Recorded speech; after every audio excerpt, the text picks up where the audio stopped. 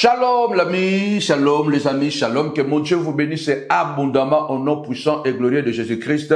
Bonne nouvelle, alors partagez rapidement cette prière, la prière de Psaume 35, la prière de Psaume 35, une prière de retour à l'expéditeur, parce que le Psaume 35, c'est une psaume de retour à l'expéditeur, de quelqu'un qui souffre injustement et qui demande à Dieu d'intervenir. Nous sommes en guerre. Nous sommes dans une guerre sans précédent. Nous sommes dans une bataille exceptionnellement dangereuse. Alors, ne soyez pas dupes, ne soyez pas trop bons, ne soyez pas exagérément bons. Attention, parce que nous sommes dans un monde de méchants, de sorciers, de manipulateurs. C'est un monde dangereux. S'il y a une overdose que nous conseillons à tous les enfants de Dieu, c'est la prière. La prière, c'est la seule overdose qui ne tue pas. Vous pouvez mourir parce que vous avez bu trop d'alcool, vous avez bu trop de Coca-Cola, trop de soda. Vous pouvez faire l'overdose de la nourriture, n'est-ce pas? Vous pouvez faire l'overdose de médicaments qui peut vous tuer, qui peut vous guérir et en même temps vous tuer. Mais la prière, c'est la seule overdose que vous pouvez vous permettre, qui ne vous fera jamais du mal. C'est pourquoi la Bible déclare de prier sans cesse, de prier en tout lieu, de prier à tout moment. Donc, prier en tout moment, en tout lieu, et prier sans cesse. C'est la seule overdose qui ne tue jamais. La prière, c'est l'élément essentiel qui nous permet d'entretenir notre relation et notre communion avec notre Père Céleste. Alors, reste dans la prière. Quelqu'un m'a dit que vous priez trop. Je lui ai dit, mais tu respires trop, parce que la prière, c'est la respiration. Tu arrêtes de respirer, tu vas étouffer. Vous voyez pourquoi beaucoup de chrétiens sont étouffés? Beaucoup de chrétiens, pourquoi ils sont étouffés? Pourquoi ils commencent à tomber dans la disgrâce, tomber dans la dépression, tomber dans la chair, tomber dans les impudicités? Parce qu'ils étouffent et ils ne sentent plus la liberté de servir le Seigneur. Et puis, il y a une tautologie qui n'est jamais mauvaise, c'est le nom de Jésus. Vous pouvez répéter le nom de Jésus matin, midi, soir. C'est la seule tautologie qui ne peut jamais être condamnée parce que c'est la tautologie qui est autorisée. Jésus le matin, Jésus le soir, Jésus à midi, Jésus la nuit, Jésus à tout moment. Ce nom est grand, ce nom est puissant, ce nom est redoutable, ce nom guérit. Toi qui me regardes, toi qui es désespéré, toi qui es peut-être découragé, mais je voudrais te rassurer que le nom de Jésus est capable non seulement de guérir, mais aussi est capable de restaurer une vie, est capable de ressusciter. Pense à la femme de la perte de sang pendant 12 ans. Elle n'a pas déprimé, elle n'a pas abandonné, elle n'est pas tombée, bien aimé dans le Seigneur, en dépression, elle n'a pas abandonné à croire à sa guérison. Et quand elle a croisé Jésus, quelque chose s'est passé. Pense à Marie et Marthe, qui ont vu leur frère Lazare revenir à la vie, car Jésus est capable de toutes choses. Alors, restez branchés à cette prière de Psaume 35. Seigneur, attaque ce qui m'attaque. Seigneur, acquise ce qui m'acquise. Seigneur, brutalise ce qui me brutalise. Alléluia. Il est important que tu puisses prendre les armes de guerre. Alléluia. Alors prépare-toi. Tapez-moi déjà 5 fois. Attaque, attaque, attaque. Nous allons lire ce psaume au début, 3 versions.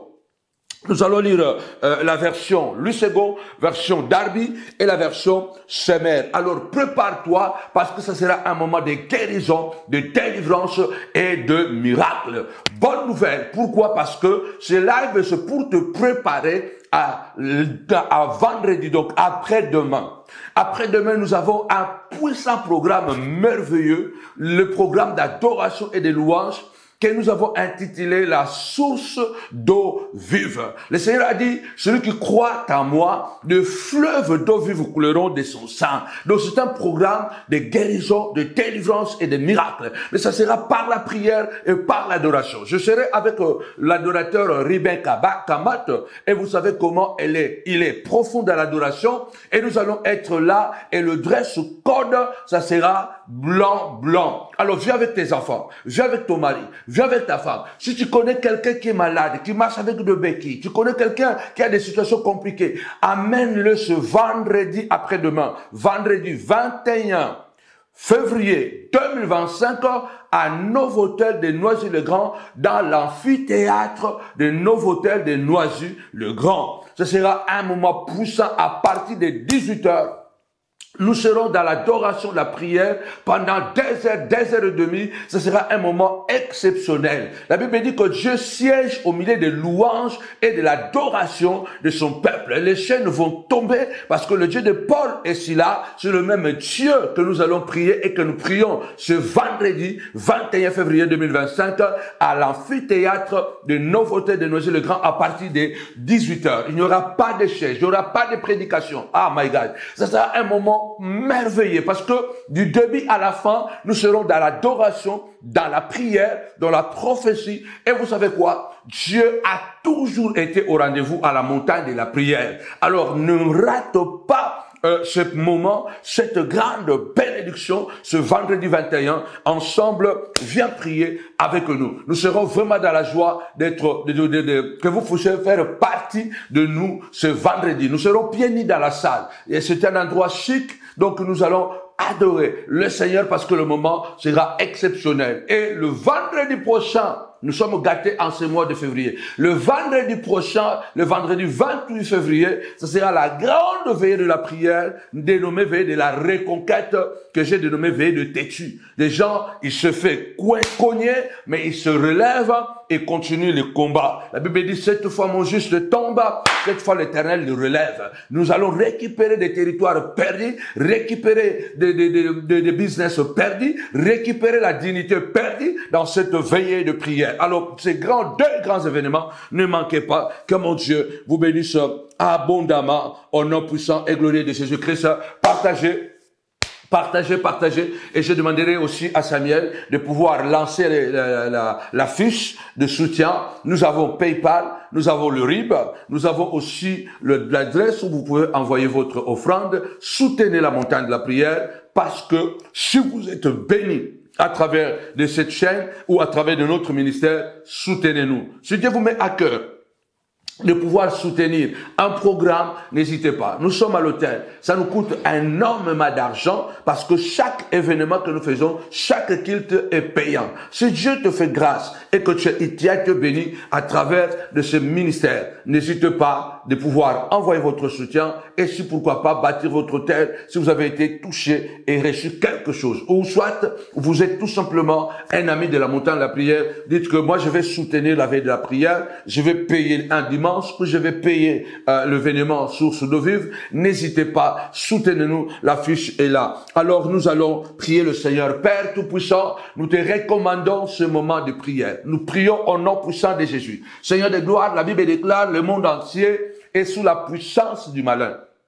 Mais celui qui est de Dieu, alléluia, se garde et se protège et le malin ne le touche pas. Je lève ma voix et je sais que tu es le Dieu grand, redoutable. J'aime t'appeler Elohim parce que tu es l'omniscient, l'omnipotent et l'omniprésent. C'est toi, le Dieu de toute capacité et de toute gloire. Comme Anne avait prié, oui Seigneur de gloire, tu es le Dieu qui fait mourir et qui fait vivre. Tu donnes la pauvreté et tu donnes aussi la richesse.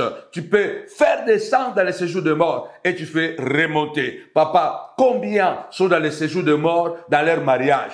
Combien sont dans les séjours de mort pour les études de leurs enfants? Combien sont dans les séjours de mort de célibat? Combien sont dans les séjours de mort, ô Dieu de gloire, de maladies chroniques, au nom puissant et glorieux de Jésus? Ta parole déclare, alléluia, tu guéris et tu blesses et tu guéris. Même si c'est Satan qui les a blessés, guéris-les, Seigneur de gloire, alléluia, guéris-les. Même si c'est Satan qui les a liés, délivre-les au nom puissant et glorieux de Jésus-Christ. C'est pour cela que tu es venu. Le Seigneur est en train de te guérir, quelle que soit la personne qui t'a fait du mal. Dieu vient comme un Dieu de justice dans ta vie. Anne avait prié, il a dit, de la poussière, tu relèves, alléluia, le pauvre de la poubelle, tu retires, alléluia, l'indigent pour le faire asseoir avec les notables du pays et lui donner une place d'honneur. Reçois cette parole prophétique parce qu'à la fin de cette prière,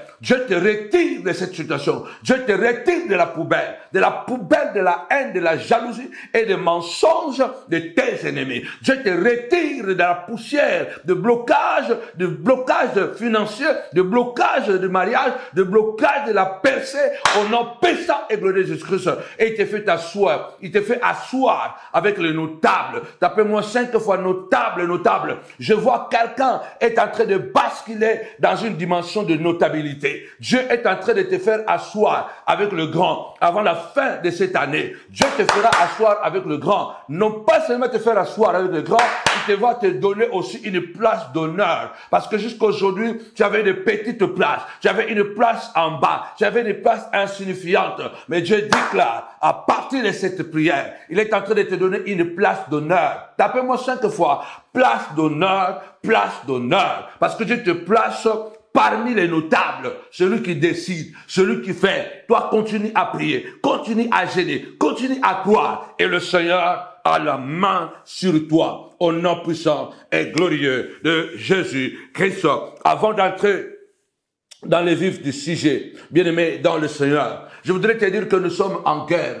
Ne reste pas les bras croisés. La Bible déclare le diable rôde comme un lion rugissant, cherchant qui il va dévorer. Il est important de comprendre que dans la vie, la plupart du temps, nous souffrons. Comme l'a dit Job, le malheur ne sort pas de la terre. Ou soit c'est moi-même que je suis à la base de mon malheur. Parce que je sème le vent, voilà pourquoi je moissonne la tempête. Mais si je sème les bonnes choses, et que je moissonne des choses qui ne sont pas agréables, ça veut dire qu'il y a quelqu'un qui est en train de souffler quelque chose de négatif contre moi. Alléluia. Crois que le Seigneur a préparé tout ce qu'il a de meilleur pour toi. Malgré que tu ne le vois pas encore, cela est dans le visible. Parce que nous vivons dans un monde de haineux, de jaloux, de manipulateurs. Surtout, le manipulateur, c'est la personne la plus dangereuse qui existe. Là, je voudrais faire comprendre que ce monde marche à deux niveaux. Le bon et le mauvais. Le mauvais regarde le bon, il dit c'est un méchant.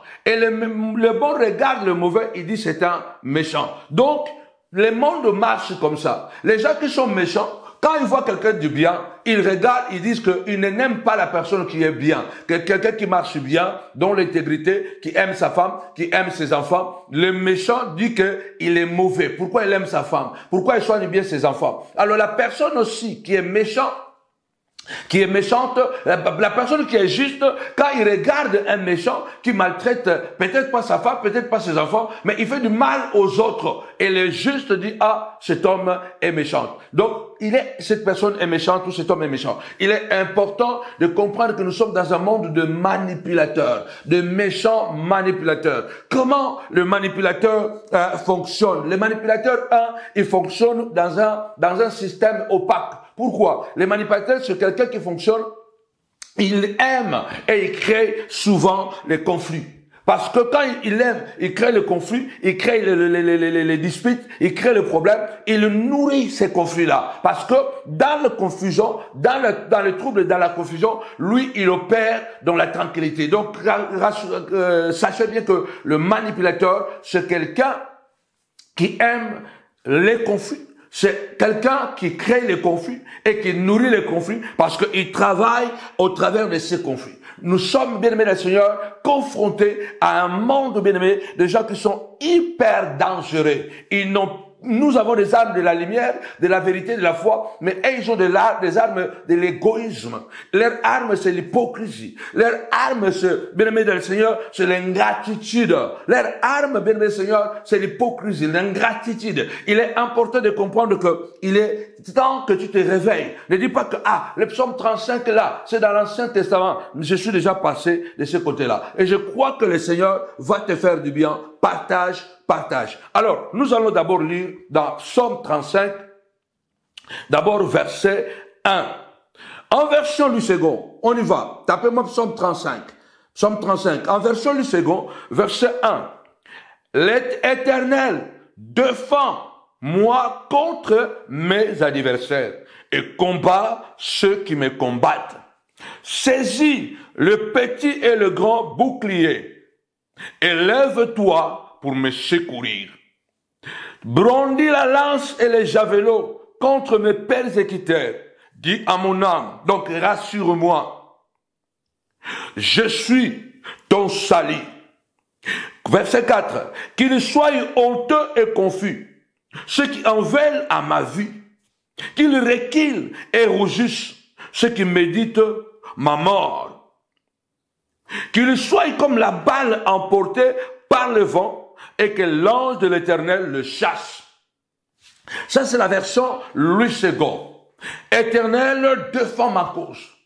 Il est important de savoir que là, c'est quelqu'un qui souffre injustement.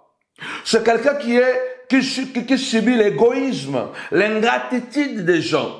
Quelqu'un qui fait du bien, mais en retour, on lui fait du mal. Nous sommes dans un monde où on ne comprend plus où va l'humain. L'humain, c'est le seul responsable de ses actes. Je disais que l'homme est plus dangereux que Satan. L'homme est plus méchant que Satan. Parce que Satan n'a pas été créé à l'image de Dieu. Satan a été créé comme un archange. Mais l'homme a été créé à l'image de Dieu. Et quand l'homme devient méchant, quand l'homme quitte, bien aimé le Seigneur, la nature de Dieu, il devient plus dangereux que Satan. Et dans la Bible, vous allez voir que Dieu n'a jamais regretté d'avoir créé l'ange qui est devenu Satan. Mais Dieu a regretté d'avoir créé l'homme. Méfie-toi de l'homme. Même Jésus. La Bible dit que les gens qui entouraient Jésus, Jésus ne se confiait pas, ne le faisait pas confiance. La Bible dit que Jésus se méfiait des gens. Fais attention avec l'homme. L'homme est plus dangereux que Satan. Je reviendrai là-dessus. L'homme crée beaucoup plus de problèmes à Dieu, plutôt que Satan crée des problèmes à Dieu. Moutou a créé un problème belé que Satan. Satan ne crée pas beaucoup de problèmes à Dieu. C'est l'homme qui crée beaucoup de problèmes à Dieu. La plupart du temps, le problème que nous avons, les divorces, les maladies, les mauvais sorts, perte d'emploi, les enfants qui étudient, bien aimé, la sorcellerie, la plupart du temps, ce n'est pas Satan, mais c'est l'homme qui est responsable. L'homme a été à la base de la mort de Dieu à la croix. Dieu n'a jamais été frappé à cause de Satan. Dieu n'a jamais été humilié à cause de Satan. Dieu a été humilié à cause de l'homme. Tu ne souffres pas souvent à cause de Satan. Tu souffres à cause de mauvaises personnes qui sont autour de toi. Ne regarde pas Satan. Regarde d'abord les humains. Parce que l'homme est plus dangereux que Satan. L'homme crée beaucoup plus de problèmes à Dieu que Satan le fait. Mutu alukela nzambe ba problème ko leka diable.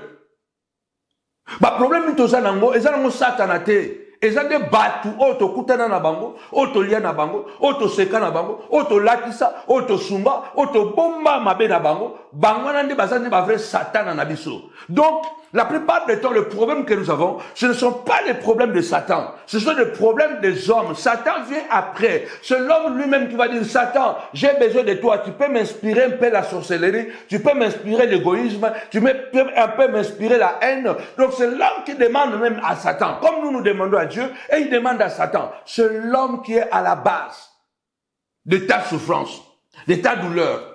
Si c'est pas ton père, c'est ta mère. Si c'est pas ta mère, c'est ton frère. Si c'est pas ton frère, c'est ton cousin. Si c'est pas ton cousin, c'est un ami de l'école. Si c'est pas un ami, c'est un voisin. La plupart des temps, la problématique que nous vivons, ce n'est pas Satan, mais c'est d'abord l'homme qui est à côté de toi. Je l'ai dit, Dieu n'a jamais regretté d'avoir créé un ange qui est devenu Satan, mais Dieu a regretté d'avoir créé l'homme. On n'a jamais insulté, tapé, humilié Dieu à cause de Satan. Mais on a tapé, humilié, blessé Dieu à la croix à cause de l'homme. Imaginez-vous la souffrance de Dieu qui meurt à cause de l'homme.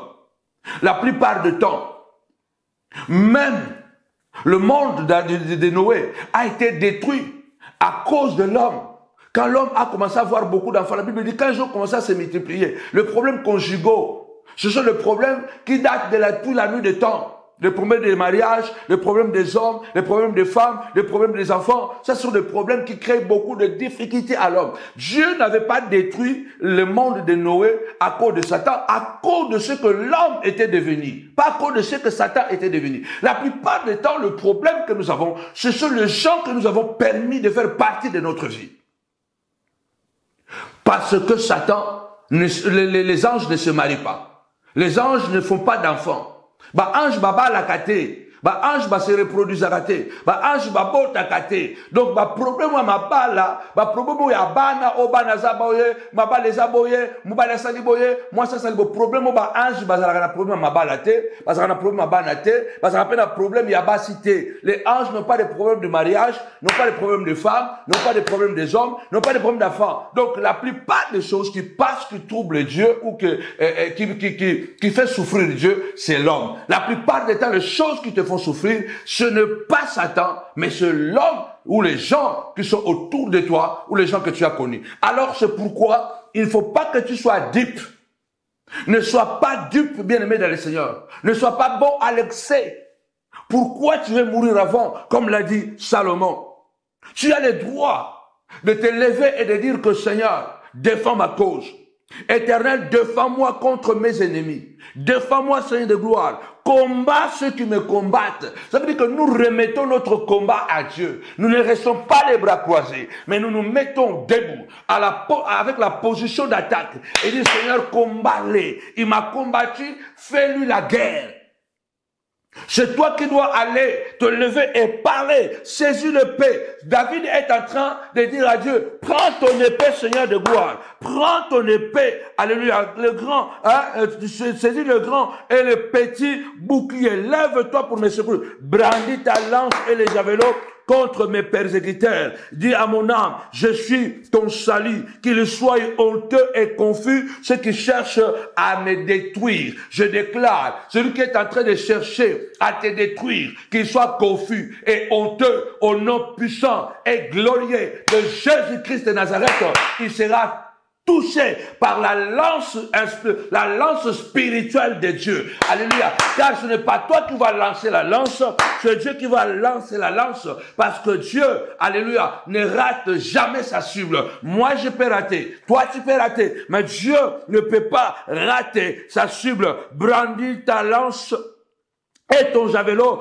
contre mes persécuteurs. Dis à mon âme, je suis ton salut, qu'ils soient honteux et confus, ceux qui en veulent à ma vie, qu'ils reculent et rougissent, ceux qui méditent ma mort. Il y a des gens qui méditent ta mort, ils doivent tomber, qu'ils soient confus, et ceux-là qui veulent à ma vie, qui réjouissent, ceux qui méditent ma part. Il y a des gens, ils méditent, ils projettent comment il va te détruire. Comment il va détruire ta famille? Comment il va détruire tes enfants? Et une personne comme ça, tu n'as pas droit de lui laisser tranquille. Qu'il recule et réjouisse ceux qui méditent ma mort. Que ceux-là qui sont en train de méditer ta mort, ils vont tomber au nom puissant et glorieux de Jésus-Christ. Qu'ils soient comme la balle emportée par le vent. Ce que j'aime ici est que l'ange de l'Éternel les poursuit. Déclare avec moi que Dieu libère les anges têtus. Que Dieu libère les anges violents.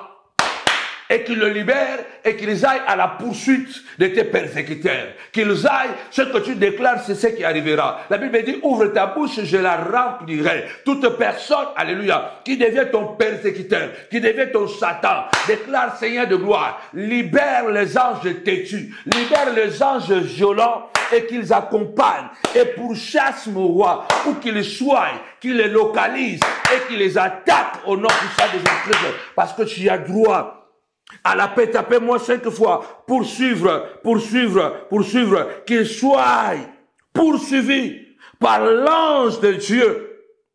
Que les routes soient ténébreuses et glissantes et que l'ange de l'Éternel les poursuive. Que l'ange de l'Éternel les poursuive. Au verset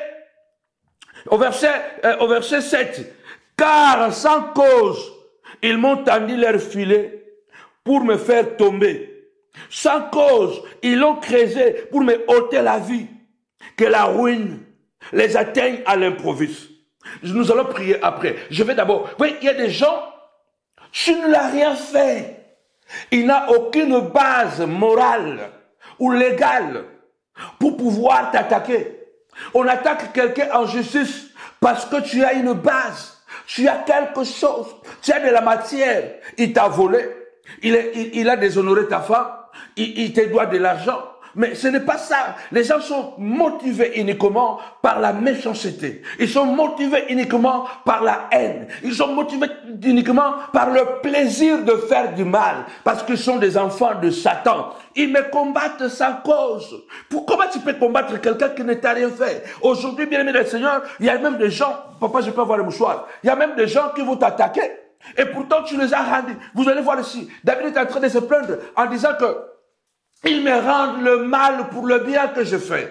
Moi, je leur ai fait du bien et ils m'ont rendu du mal. Combien de gens aujourd'hui, tu regrettes de les avoir croisés dans la vie? Il y a des gens aujourd'hui, on se dit que même dans les rêves, je n'aurais pas préféré les croiser même dans mon rêve. Je n'aurais même pas... Même dans d'autres, mais malheureusement, c'est au Koutana na bango. Même pas des dégâts. Comment tu peux combattre quelqu'un qui t'a fait du bien? Même la nature donne toujours ce qu'on lui a donné. La terre, quand vous semez à la terre vous donne ce que vous avez semé. Mais ce genre égoïste, manipulateur et méchant, flegmatique, sans émotion, sans cœur, avec une nature satanique, diabolique, ils sont incapables même de te rendre le bien que tu leur as fait. Ils sont incapables de te rendre, même la terre, la nature nous donne toujours, la nature nous rend toujours ce qu'on lui donne. Nature epesaka toujours eloko yo pesiye. Soko pesi mabele nguba mabele akopeso mikateta. Soko pesi mabele madesu akopeso madesu. Opesi nguba akopeso nguba. Quand tu donnes à la terre un produit, une semence, c'est la même semence que la terre va te donner. Quand tu donnes à la terre l'arachide, la terre ne va pas te donner du café. Tu ne peux pas donner du café à la terre et la terre te donner, je ne sais pas, des pommes. Non. Ce que tu donnes à la terre, ces gens sont incapables même de vous rendre ne fût-ce que ce que vous avez rendu. Même, ne parlons même pas de la qualité. La mer. Ce qu'on donne à la mer nous les renvoie toujours. La nature, ces gens sont incapables de vous rendre même le bien et ils vous rendent le mal. C'est là où il faut demander à Dieu, Seigneur, défends ma cause. Alors, nous allons voir dans la version Darby. Version Darby. Version Darby, c'est la Bible, version David. Écoutez ce que dans la version David, c'est qu'on écrit. De David, Éternel conteste contre ceux qui contestent contre moi. Fais la guerre à ceux qui me font la guerre. Tu as le droit de dire, mais ce n'est pas possible. Comment, moi, je les ai donné l'arachide aujourd'hui et ils sont en train de me donner la maladie. Moi, je les ai donné le respect. Comment ils peuvent me donner l'impolitesse? Comment ils peuvent m'insulter? Et au moins, moi, je les ai donné le respect. Comment? Moi, je les ai aidés. Aujourd'hui, ils ne peuvent pas les aider. Ils ne peuvent même pas m'aider. Au lieu de ne pas même m'aider, mais qu'est-ce qu'ils font? Ils vont au-delà. Ils me font du mal. Ils cherchent à me détruire. Il faut que tu te lèves. Seigneur, viens contester. Celui qui t'a contesté, tapez-moi 5 fois contester. Celui qui t'a contesté, Dieu va les contester. C'est à toi de le demander. Ne dites pas que non, si on te tape à la joue droite, Jésus a dit t'as donné aussi la joue gauche. Ce n'est plus le temps. C'est le temps de vendre la tunique et d'acheter le pain. Je vous ai déjà enseigné ça. Il est temps de te lever et de dire Seigneur, conteste. Il y a quelqu'un qui est en train de contester ton mariage. Il y a quelqu'un dans la sorcellerie. À cause de son égoïsme, il est en train de contester. C'est quoi une contestation? Ça veut dire qu'il y a quelque chose qui t'appartient, ou il y a quelque chose qu'on veut te donner. On veut te donner une promotion. Il y a quelqu'un qui va voir ton patron et dire que non, il ne mérite pas ça parce qu'il n'est pas celui dont tu crois être. Ça, on appelle ça la contestation. Il y a quelqu'un, tu peux avoir aussi quelque chose qui t'appartient, tu peux avoir ton terrain, quelqu'un va faire de faux documents pour venir contester, n'est-ce pas, ton terrain. Il y a des gens qui ont perdu des terrains comme ça, et principalement en Afrique. Tu achètes un terrain, tu as des documents, mais lui, comme il a des gens haut placés, il fait les mêmes documents, il vient contester, il t'arrache. Donc la contestation, cela veut dire quoi? C'est quelqu'un qui va s'opposer à quelque chose qui t'appartient. C'est pourquoi David est en train de dire non, s'il est allé contester mes enfants, pour que je n'ai pas d'enfants, Seigneur, conteste aussi sa santé. Conteste aussi son élection. Conteste aussi son élévation. Conteste. Seigneur, conteste celui qui est allé contester. Il y a des gens qui contestent, qui disent que non, ces enfants ne vont pas réussir. Ces enfants doivent tomber. Nous, nous en connaissons. On reçoit des messages. On a trouvé quelqu'un qui était en train de parler mal de tes enfants. Ses enfants vont voir. Il parle trop de ses enfants. Ah, il parle trop de sa femme. Sa femme va voir. Il va voir ce que sa femme va lui faire. Au nom puissant de Jésus-Christ. Que Dieu vous conteste aussi. Il y a des gens qui contestent, bien-aimé le Seigneur. Ils contestent que ces enfants ne doivent pas réussir. Il faut la magie, il faut la sorcellerie. Ils parlent, ils lancent les paroles. Or, Jésus a dit, les paroles que je vous ai données sont esprits et vie. Ils lancent de mauvaises paroles et ces paroles, ce sont des esprits qui les lancent. Et David dit, conteste ceux qui me contestent, surtout j'aime ici la version David, hein. Fais la guerre à ceux qui me font la guerre. Oye bitumba. Nzambe bundisa bangoka ndemba bundisa ngai. Celui qui t'a privé de la santé, sa santé doit être privée. Celui qui t'a privé du bonheur, lui aussi, il sera privé du bonheur. Celui qui t'a privé de la réussite, lui aussi, il sera privé de la réussite. Seigneur, conteste-le comme ils sont en train de me contester et fais la guerre quand ils sont en train de me faire la guerre. Que leur chemin devienne ténébreux et glissant et que l'ange de l'Éternel le poursuit. Car sans cause, ils ont préparé secrètement contre moi un filet pour m'attraper. Sans cause, ils creusent une fosse pour détruire mon âme. Regarde le monde que nous vivons. Il y a des gens que tu ne connais ni d'Adam ni d'Ève. Là, c'est la version d'Ardi. Nous allons voir la version Semer. La version Semer dit quoi? Ô Éternel, accuse ceux qui m'accusent. Combat ceux qui me combattent. Accuse, tapez-moi 5 fois, accuser. Beaucoup de gens sont morts parce qu'on les a accusés à tort d'un meurtre qu'ils n'ont pas commis. Beaucoup de gens sont en train de souffrir. Ils ratent des relations parce qu'on vous a accusé de quelque chose. Nous autres, on nous a accusés et on nous accuse encore aujourd'hui de choses que nous ne connaissons pas. C'est ce que je viens de dire ici. Accuse, tapez-moi 5 fois. Accuse le sang de gloire. Ceux qui t'accusent, que Dieu puisse les accuser. Que Dieu puisse les accuser. Ceux-là qui t'accusent, que Dieu puisse les accuser aussi. Je vous ai raconté ici une histoire. J'avais reçu un homme de Dieu chez moi, à Milan. Je l'ai béni avec beaucoup d'argent. Déjà à cette époque-là, vers les années 2000... Je crois vers les années 2004-2005. Je l'ai béni avec beaucoup d'argent. Et on s'est perdu de vue. Et je crois qu'il voulait revenir. Et bon, moi je ne faisais plus cas à lui. Un jour, il m'appelle. Il me dit, non, je t'ai rêvé. J'ai fait une chose parce qu'il voulait que je puisse le ramener encore à Milan. Alors comme moi, je recevais maintenant d'autres serviteurs, je crois que dans la haine et la jalousie, qu'est-ce qu'il a fait? Il m'a appelé, il m'a dit que non, j'ai fait un rêve, je t'ai vu que tu allais dans une maison, dans la maison d'une vieille dame. Et j'ai conclu que tu es allé chercher la magie. Est-ce que depuis que tu fais l'œuvre de Dieu, tu as besoin de la magie? Je lui ai dit, mais écoute, est-ce que tu réfléchis ce que tu dis? Donc, tu fais un rêve chez toi à la maison, comme si moi, je vais chez une vieille, et tu déduis que j'exprime la magie. Et certainement, dans sa haine, dans sa manipulation, dans sa jalousie, certainement, il a raconté ses rêves à certaines personnes qui étaient avec lui. Je lui dis, mais attention, comment tu peux dire que est-ce que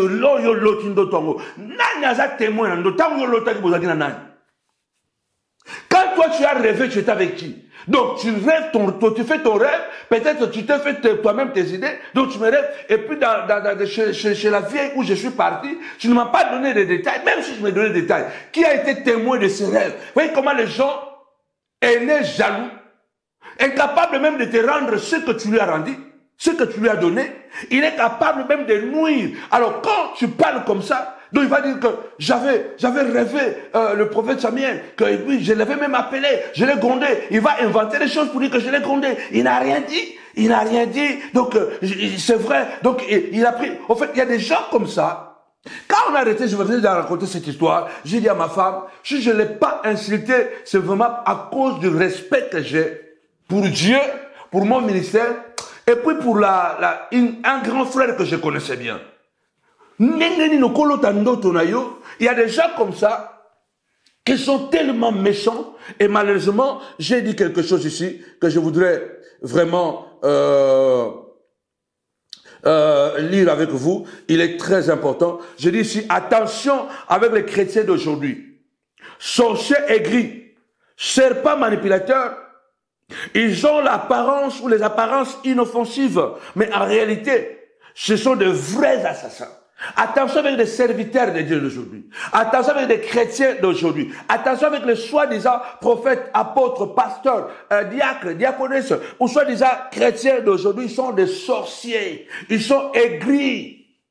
Ils sont des serpents manipulateurs, flegmatiques.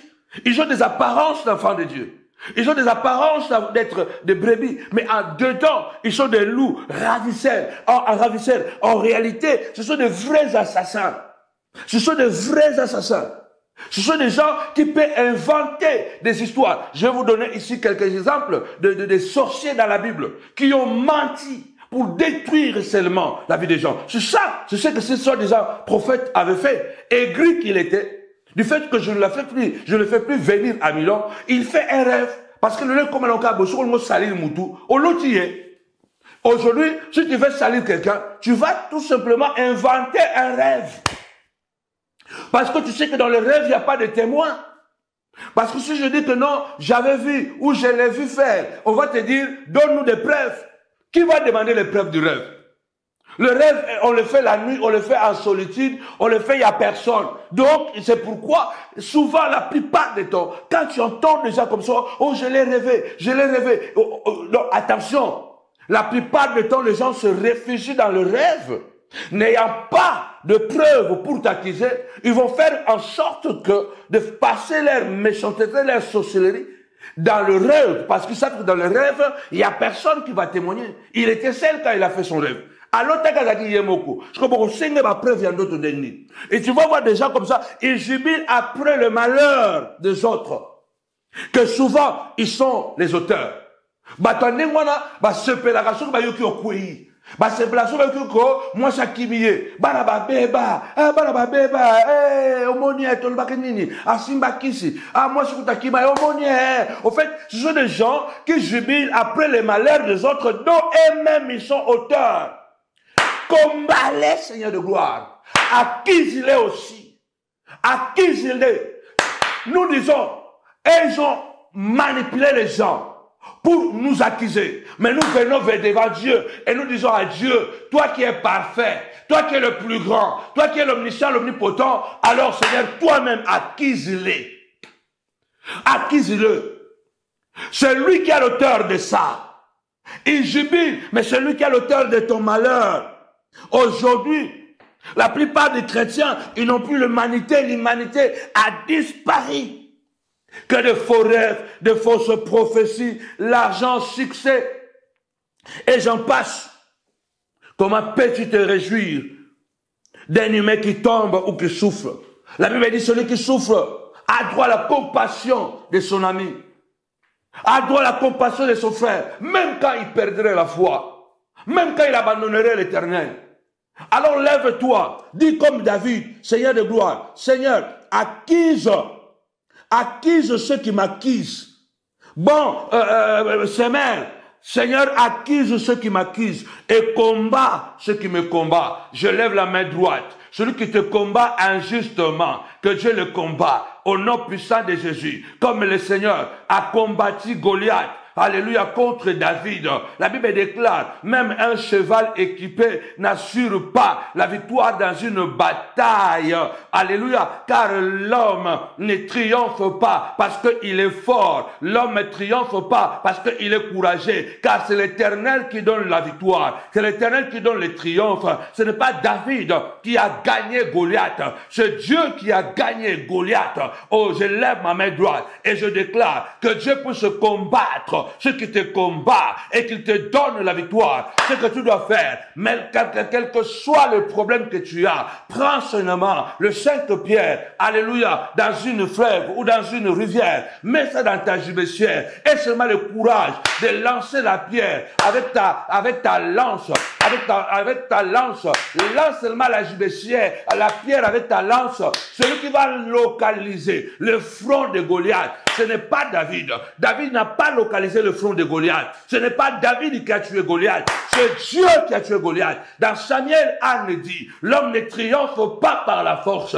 Même le cheval équipé ne peut pas garantir la victoire. On ne gagne pas parce qu'on a combattu. On gagne parce que Dieu nous a donné la victoire. Mais nous devons combattre. On ne moissonne pas parce qu'on a semé. On moissonne parce que Dieu a fait pousser la semence que nous avons semée. Mais nous devons s'aimer. Alléluia. Alléluia. On n'a pas le succès parce qu'on a beaucoup travaillé. On a le succès parce que Dieu nous a donné le succès. Mais nous devons travailler. Ah, est-ce que je parle à quelqu'un? Je déclare. Tout cela veut dire quoi? Dieu va combattre. Mais tu dois faire jouer ton rôle. Parce que devant Dieu, ni la réflexion, ni la sagesse, ni l'intelligence, ni la force n'est rien. Parce que l'homme ne gagne pas parce qu'il est fort. L'homme ne gagne pas parce qu'il est intelligent. Parce que le succès vient de Dieu. La réussite vient de Dieu. L'élévation ne vient ni de l'Orient ni de l'Occident, mais vient de l'Éternel. La grandeur ne vient pas parce que tu as beaucoup travaillé, mais la grandeur vient de Dieu. Alléluia. Alors tu dois seulement travailler. Oh, je parle à quelqu'un. Dis, Seigneur, combat. Combat, Seigneur de gloire, ceux qui me combattent. Ce n'est pas Moïse qui a séparé la mer Rouge. C'est Dieu qui a séparé la mer Rouge. Moïse a frappé. Mais Dieu a séparé. Parce qu'en réalité, celui qui fait toutes choses, qui fait mourir et qui fait vivre, c'est Dieu. Qui donne la pauvreté et qui donne la richesse, c'est Dieu. Qui élève et qui abaisse, c'est Dieu. Ah, j'aime de la poussière. Il peut relever, alléluia, le pauvre. De la poubelle, il peut retirer l'indigent et le faire asseoir avec les notables. Avec les notables du pays. Avec les notables de ce monde. Et lui donner aussi en partage une place d'honneur. Je déclare, ce Dieu-là qui peut changer ta vie du jour au lendemain, il va le faire, il va l'accomplir au nom puissant et glorieux de Jésus-Christ. Reçois cela. Je te donne une place d'honneur. Je te donne une place d'honneur. Il va te retirer. Dieu est prêt maintenant à souffler, alléluia, à récompenser tes efforts. Dieu a décidé de récompenser tes prières. Tombe dans l'overdose de la prière. Tombe dans la tautologie des noms de Jésus. Répète les noms de Jésus. Matin, midi, soir. Au nom puissant de Jésus. Je serai la tête et non la queue. Au nom puissant de Jésus. Je ne tomberai pas dans l'impudicité. Au nom puissant de Jésus-Christ. Je ne serai pas aigri. Je ne serai pas menteur. Mais je vais semer l'amour. Je vais semer la vérité. Mais Dieu qui décide. Un jour, il est capable de te retirer de la poubelle. De la poubelle de maladie. La poubelle de mensonges.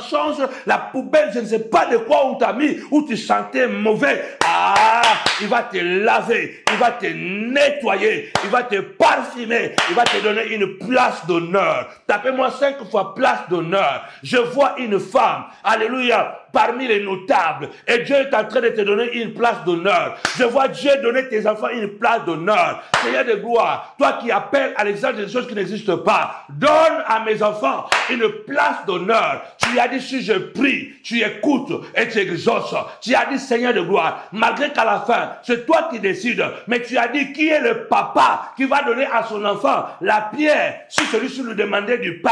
Qui va donner le serpent si celui-ci lui demandait, alléluia, un poisson? Ou nous donner le scorpion, si l'enfant nous demande un œuf, si nous, le papa de ce monde, mauvais que nous sommes, nous donner de bonnes choses à nos enfants, alors ce soir, ce matin, ce midi, à tous les montagnards du monde entier, nous élevons la voix et nous disons, Seigneur, retire-moi, alléluia, retire-moi de cette poussière des maladies, de cette poussière des injures, de cette poussière de l'humiliation, retire-moi, Seigneur de gloire, de cette poubelle de manque d'argent, de cette poubelle de manque de considération, de poubelle de mépris, Seigneur de gloire. Fais-moi asseoir avec le notable et donne-moi une place d'honneur. Je déclare, avant la fin de l'année 2025, une place d'honneur te sera donnée. Je honore la parole de ces serviteurs. Tu ne recevras pas la pierre à la place d'un poisson. Tu ne recevras pas le serpent à la place la pierre à la place du pain ou le serpent à la place d'un poisson. Tu ne recevras pas le scorpion à la place d'un œuf. Je te donnerai du pain.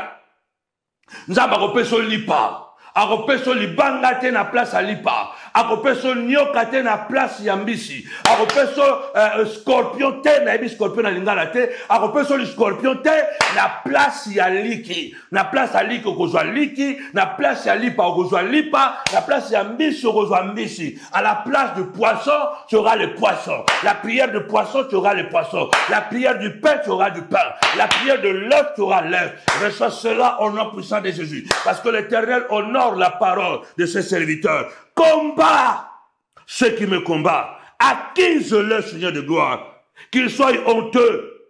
Nous déclarons la honte à tous les Saoul de nos vies. Nous déclarons la honte à tous les Chiba. Nous déclarons la honte au nom puissant de Jésus, à tous les Chiba, à tous les Kish de nos vies, les manipulateurs sorciers, au nom puissant et glorieux de Jésus-Christ.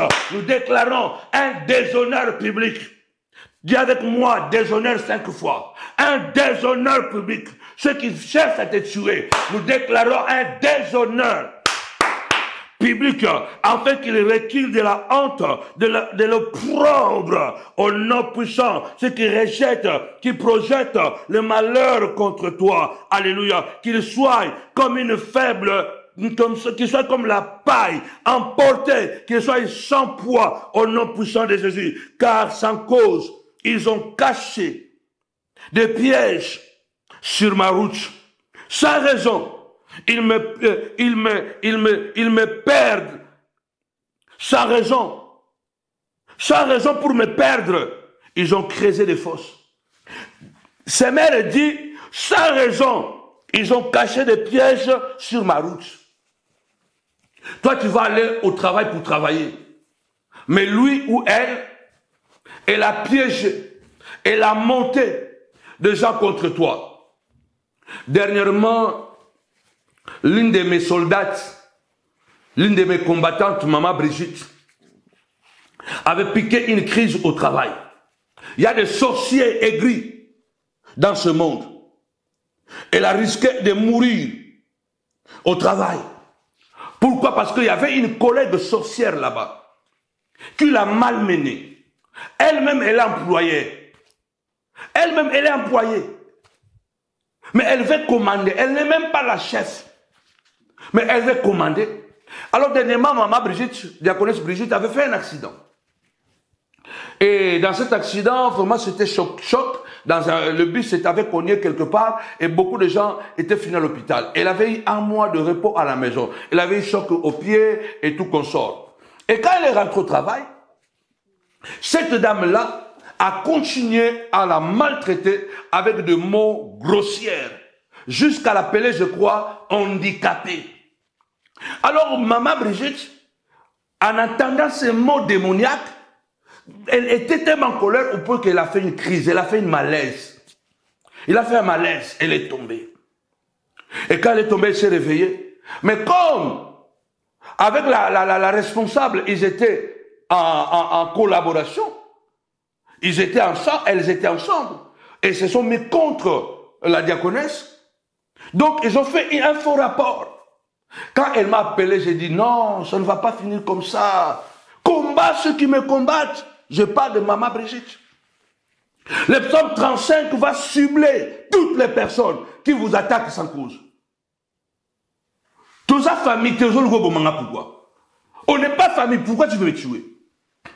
Je ne te dois rien. Tu sais, tu es conscient que je ne te dois rien. Tu sais que tu es conscient, c'est toi qui mens, pas moi. Tu sais que tu es consciente.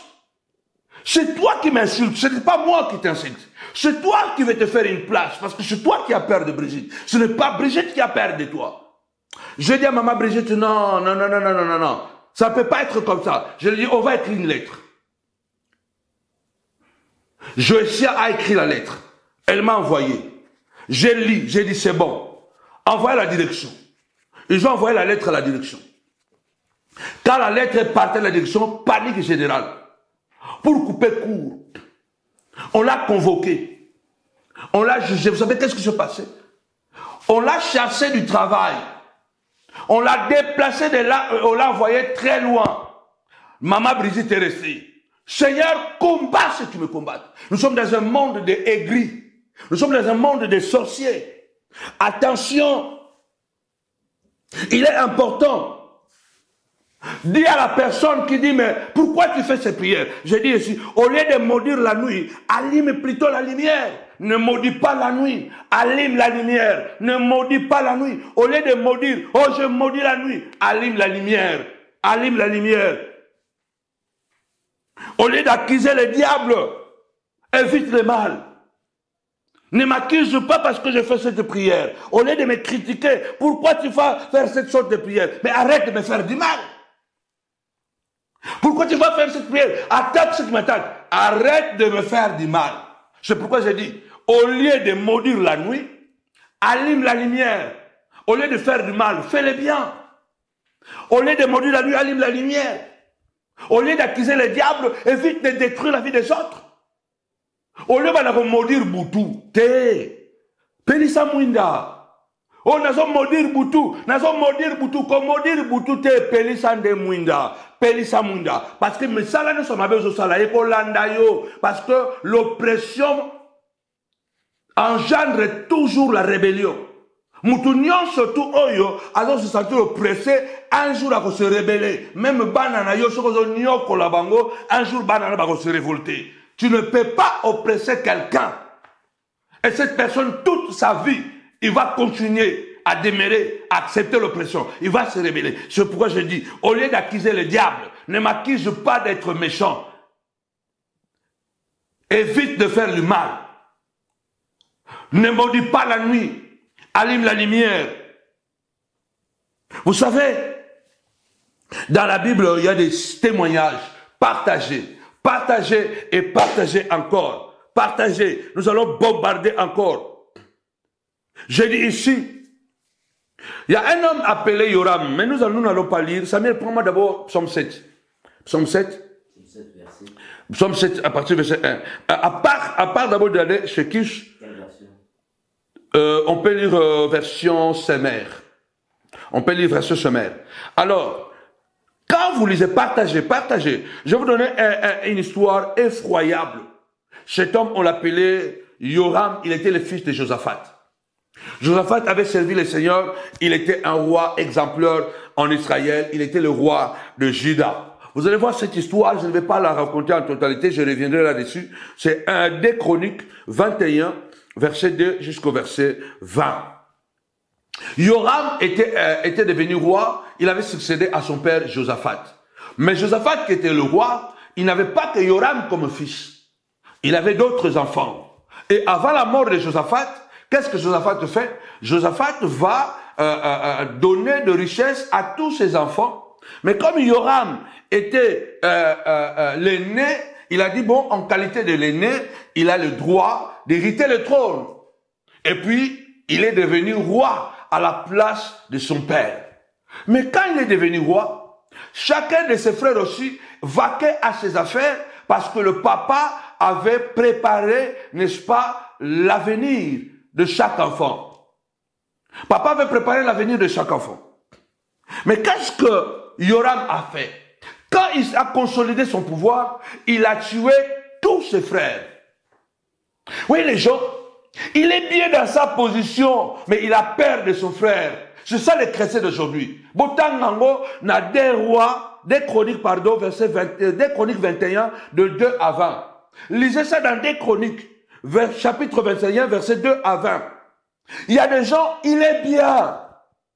Il est bien, il a même plus que toi, mais il a peur de toi, parce que toi tu as une lumière qui le dérange. Nga mona se karabatwa, nga za élevé, nga za élevé, mais ozobanga pourquoi? Nga za ma connexion, mais ozobanga pourquoi? Moi je suis élevé, moi je sais, mais pourquoi tu as peur de moi? Pourquoi tu as peur de moi? Aujourd'hui les chrétiens démoniaques, aigris, sorciers, qui créent toujours des confusions, les autres les créent publiquement, les autres en secret. Ils alimentent des conflits. Ils créent des difficultés aux autres. Et quand les autres tombent, d'ailleurs, ils sont les auteurs de ce problème. Mais après, ils rejettent ça à d'autres personnes. Yoram était bien, il était roi. Mais il est allé tuer ses frères gratuitement. Comment toi qui es roi? Chaque frère va dans ses activités. Papa a organisé. Il y a des gens, malgré que vous le voyez élevé, ils ont un déficit mental, moral, spirituel et physique. Donc, ils ont des déficits dans tous les domaines. Batumi bomuna bomba lo babazo ngenga. Eza ko ngenga Facebook, biso soye bien mo, eza make-up. Eza mascara. Tout le monde sait. Ceux qui sont, entre guillemets, élevés, et quoi? C'est du mascara. C'est du make-up. Quand il va faire la douche, vous aurez maintenant le vrai visage. Elle n'est pas si belle qu'elle se fait voir sur Internet. Et il n'est pas si riche. Il n'est pas si puissant qu'il nous fait croire sur Internet. Yoram était riche. Yoram avait le pouvoir. Mais il est allé tuer ses frères. Et la Bible dit que Dieu l'a frappé par une maladie sans médicament. Nzamba Betaka. Lisez ça, Samuel, je préfère qu'on lise ça. Des Chroniques. Va des Chroniques chapitre 21. On laisse un psaume. Va des Chroniques chapitre 21. Pourquoi je vais courir? La prière de psaume 35. Que l'ange de l'Éternel le poursuit et qu'il les attaque. Des Chroniques 21. Et que... Attends, des Chroniques 21. On peut lire version... on peut lire version du second. Attention. Dieu a frappé Yoram d'une maladie incurable. Dieu a frappé Yoram. La Bible dit d'une maladie sans médicament. Parce qu'il est allé tuer ses frères gratuitement. Il est mort une mort violente. Ses entrailles sont sorties dehors. Parce qu'il y avait maladie au Nzamba Pesaye. Ils ont dit les médicaments. C'est ce qu'on voit aujourd'hui. Satan fait la même chose. Satan a fait qu'il a jeté la maladie chez Job. Mais puisque Dieu est Dieu, il a guéri Job. Il n'y a pas de maladie incurable devant Dieu. Il n'y a que Dieu qui peut donner une maladie incurable. Nazo répété beau. Maladie incurable les athées na mukili oyo. Maladie nyonso liboso na Nzambe bi kaka. Car Nzambe nde mutako pesa maladie incurable. Il n'y a que Dieu qui peut donner une maladie incurable. Mais Satan n'a pas capacité de donner une maladie incurable. Ce que Satan peut donner, Dieu peut le guérir. La preuve est que la maladie de Job était une maladie spirituelle. Dieu l'a guéri. Dieu a guéri Job. Mais la maladie de Yoram, personne ne pouvait le guérir. Parce que la Bible dit clairement, Dieu lui donna une maladie sans remède. À partir du verset 2, va rapidement. Lis un peu rapidement, Samuel. Des Chroniques 21, verset 2. Joram avait des frères, fils de Josaphat, Azaria, Jéhiel, Zacharie, Azaria, Michaël et Shéphatia. Écoutez bien. Tous fils de Josaphat. Tous fils de Josaphat. Roi d'Israël. Verset 3. Leur père leur avait donné des présents considérables en argent, en or et en objets précieux. Le père avait tout organisé. Vas-y, papa. Avec des villes fortes en Juda. Mais il laissa le royaume à Joram. Il laissa le royaume à Yoram. Parce qu'il était le premier-né. Verset 4. Lorsque Joram eut pris possession du royaume de son père et qu'il se fit fortifier. Quand quand il est devenu fort, au moins, tant aux alaki wanako, baneko lenga. Mais tant comme ma position, il y a des gens, quand il est encore comme ça normal, il est gentil. Dès qu'il commence un peu à prendre l'ampleur, il change complètement. Vous ne l'avez pas vu? Voici Samuel. Quand il s'est fortifié, il fit mourir par l'épée tous ses frères et quelques-uns aussi. Dans version, parole de vie, Yoram devient donc roi à la place de son père et s'est rendu très puissant. Et il fit tuer ses frères ainsi que certains chefs du royaume. Oui, bien-aimé dans le Seigneur, Yoram devient roi à l'âge de 32 ans. On va courir, vas-y Samuel. Verset 5. Yoram avait 32 ans lorsqu'il devint roi. Il avait 32 ans lorsqu'il devint roi. À Jérusalem. Verset 6. Il marcha dans la voie des rois d'Israël. Non pas dans la voie de son père Josaphat, mais dans la voie des rois d'Israël. Comme avait fait la maison d'Achab. Elle avait pour femme une fille d'Achab. Et il fit ce qui est mal aux yeux de l'Éternel. Il fit ce qui est mal aux yeux de l'Éternel. Mais l'Éternel ne voulut point détruire la maison de David à cause de l'alliance qu'il avait traitée avec David et de la promesse qu'il avait faite de lui donner toujours une lampe à lui et à ses fils. Verset 8. De son temps, Édom se révolta contre l'autorité de Juda et se donna un roi. Yoram partit avec ses chefs et tous ses chars. S'étant levé de nuit, il battit les Édomites qui l'entouraient et les chefs des chars. Verset 10. La rébellion d'Édom contre l'autorité de Juda a duré jusqu'à ce jour. Alléluia. Libna se révolta dans le même temps contre son autorité parce qu'il avait abandonné l'Éternel. Bon, saute papa, saute papa. Va au verset 18. Verset 18. Après cela, verset 18. Ok, oui. Après tout cela, l'Éternel frappa des maladies d'entrailles qui étaient sans remède. Ah, donc l'Éternel peut te frapper d'une maladie sans remède. Après tout cela, le Seigneur frappa Yoram d'une maladie d'intestin qui ne peut pas se guérir. Ça, c'est version parole de vie. Donc, dans version du second, une maladie sans médicament. Donc, c'est une maladie incurable. Dans verset sommaire, une maladie qui ne peut pas se guérir. Bien aimé, Dieu est juste. Il est préférable de tomber dans les mains de l'ennemi. Dans les mains de l'ennemi, il est préférable d'être opposé à Satan plutôt que de t'opposer à Dieu. Tu peux avoir un problème avec le diable, Dieu va te délivrer. Mais si tu as un problème avec Dieu, qui va te délivrer? Vous savez, les gens qui font du mal, ils doivent s'attendre que Dieu ne sommeille ni ne dort. Pourquoi? Quand tu deviens fort, tu veux faire souffrir les autres. Pourquoi? C'est ça que j'ai dit au départ. Les aigris, les méchants, les hypocrites, manipulateurs. Les gens qui sont toujours prêts à fabriquer des problèmes, à créer des conflits, à inventer les conflits. Il y a une expression que j'aime bien. Il y a des gens qui courent derrière le bien. Mais il y a des autres qui créent le bien. Il y a des gens qui courent derrière le bien. Mais il y a des gens qui créent le bien. Et ça, mais ça,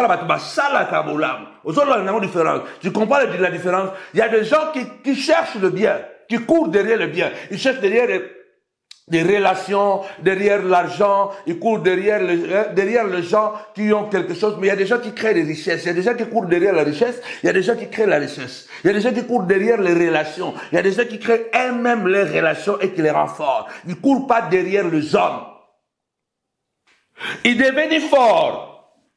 Une fois qu'il est devenu fort, il a tué ses frères. Pourquoi? Et Dieu lui a donné une maladie qu'on ne pouvait pas guérir. Dieu lui a donné une maladie incurable, une maladie sans remède. Il est mort, les intestins étaient sortis dehors. C'était une maladie des intestins. C'est ce que je suis en train de dire ici, que Dieu est amour, mais Dieu a créé l'enfer. Nzambaza bolingo m'a créé l'enfer. Ne jouez pas avec Dieu, c'est question de temps. De même que la nature nous donne toujours ce que nous lui avons donné. Sache que tu auras toujours ce que tu auras fait. Tu recevras ton salaire. Tu recevras ton salaire. Je suis en train de dire que toute nation organisée doit avoir un magistrat, doit avoir des magistrats, des tribunaux et des prisons pour faire respecter les lois et préserver la vie. Dieu fait pareil. Vous savez que toute nation qui se respecte doit avoir des juges, des magistrats. Il doit avoir aussi des prisons. Afin de faire respecter la loi pour protéger la vie. Parce que c'est la loi qui protège la vie. C'est ce qu'Habakkuk est en train de dire d'Habakkuk 1. J'ai créé la violence, tu n'écoutes pas. Seigneur, pourquoi tu vois le mal triompher? Le méchant triomphe sur le bien. Le méchant triomphe sur l'homme bon. Le mal triomphe sur le bien. Alors, la loi n'a plus de vie. La justice n'a plus de force. Allez lire ça à Habakkuk chapitre 1. C'est pourquoi dans toutes les nations qui se respectent, il y a des juges, il y a des magistrats, il y a des avocats bien sûr, mais il y a des prisons. Tout ça, ça sert pour respecter, faire respecter la loi, parce que la loi c'est la vie. La loi protège la vie. Quelqu'un peut se dire, mais comment se fait-il que Dieu a laissé Caïn de vivre longtemps? Mais Dieu ne pouvait pas tuer Caïn. Il y a des hommes qui sont hyper méchants, Dieu ne les tue pas, parce qu'ils sont des pièces à conviction. Caïn était une pièce à conviction. Nzamba Boma Caïn était, parce que Caïn était une pièce à conviction. Parce que Nzamba Boma qui Caïn, témoignage ne se peut bungiti. Caïn devait vivre, un, pour qu'il soit une pièce à conviction. Et deux, parce que la Bible dit que la sentence du méchant est lente. Pour que Dieu, l'homme ne dit pas que non, Dieu ne m'a pas donné l'opportunité de changer. Dieu est méchant. Dieu ne sera jamais méchant. C'est pourquoi il n'a pas tué Caïn. Deux choses. Un, il était la pièce à conviction. Qu'il soit l'image du méchant. Comment le méchant souffrira. Comment le méchant, malgré que tu auras de l'argent, malgré que tu vas bâtir des maisons, mais ta postérité souffrira et toi-même tu souffriras parce que tu seras vagabond, paranoïa. Malgré le bien que tu as, tu seras paranoïa. Tu seras vagabond. C'est pourquoi Dieu n'a pas tué Caïn. Il était la pièce à conviction. Il était un prisonnier. Dieu a mis les choses sur Caïn en tant que prisonnier. Quand quelqu'un est dans la main de l'État, même s'il a tué, il a assassiné, dès qu'il est dans la main de l'État, vous ne pouvez plus le tuer. C'est l'État qui va s'en occuper. C'est l'État qui va le juger, le mettre devant ses responsabilités. Donc, Caïn ne pouvait pas être tué parce qu'il était une pièce à conviction. L'image de tous ceux qui viendront après lui, de voir comment, quand tu fais du mal à un juste, qu'est-ce qui va t'arriver? Personne ne peut faire souffrir un homme juste et vivre une vie heureuse. Impossible. Mutu mokote, akoko salama be, na mutu amalamu, à vivre tranquille. Jamais. Ezana jour moko. Akolela, ndengena na lelate. Personne ne peut détruire la vie d'un juste et vivre heureux toute la vie. Jamais. C'est question de temps. Quand Caïn a tué Abel, Caïn a tout perdu. Il était plus mort qu'Abel.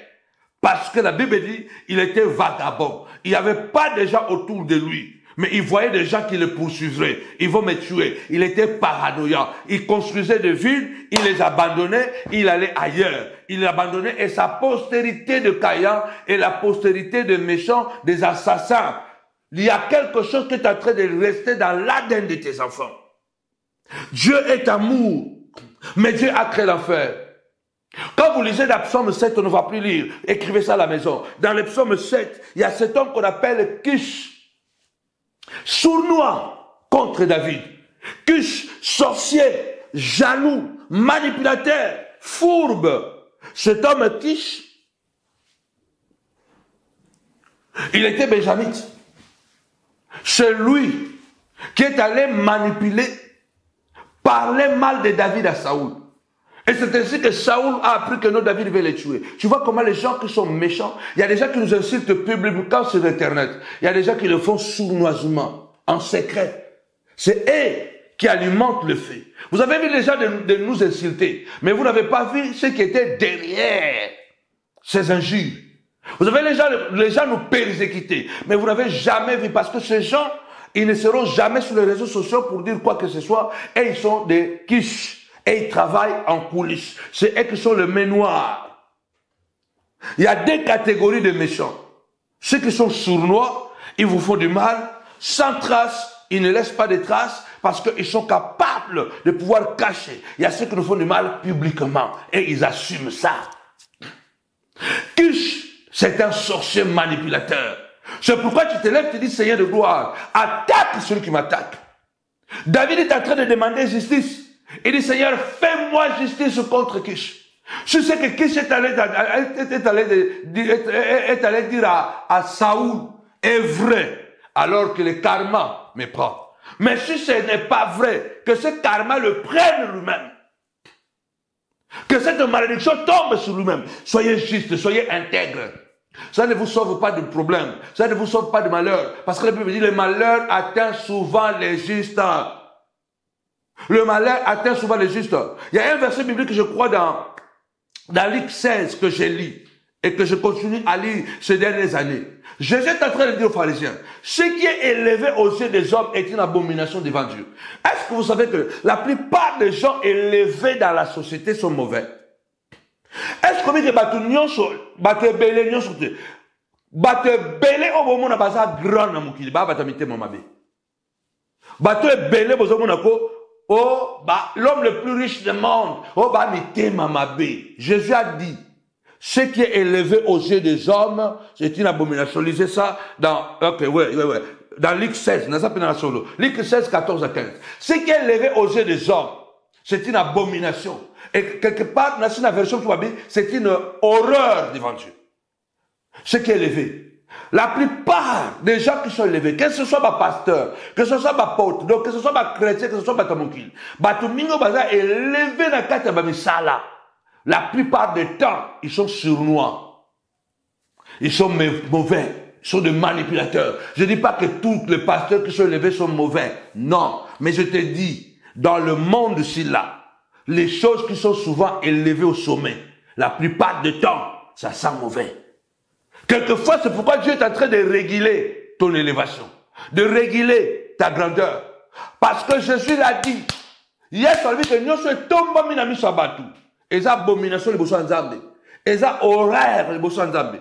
Biloko mingo ozomona bato belo bazo mata que ce soit na magamanzambe que ce soit na mokili ba mitema mabe au président za makasi au monde na mutema mabe muto na l'homme le plus riche au pasteur a tombami tango kolanda na do barando na barando. Quand tu vois, c'est Jésus qui l'a dit, c'est pas moi, parce que les pharisiens étaient entre guillemets les détenteurs de la loi, c'est eux qui expliquaient la loi. Ils voulaient toujours la grandeur, ils voulaient l'élévation. Les pharisiens, ils voulaient que partout ils arrivent, on devait s'agenouiller devant eux, on devait se courber devant eux. Le pharisien était à la quête de la gloire. C'est ce que Jésus leur a dit, que tout ce qui est élevé aux yeux des hommes est une abomination devant Dieu. Je te dis aujourd'hui, écrivez ça, abomination, abomination. Ne cherchez pas la gloire à tout prix. Vous tomberez dans l'esprit démoniaque d'être aigri, d'être manipulateur, hypocrite, jaloux, envié. Parce que Kish était un sorcier envié. Il enviait David, qui réussissait. Et il savait que David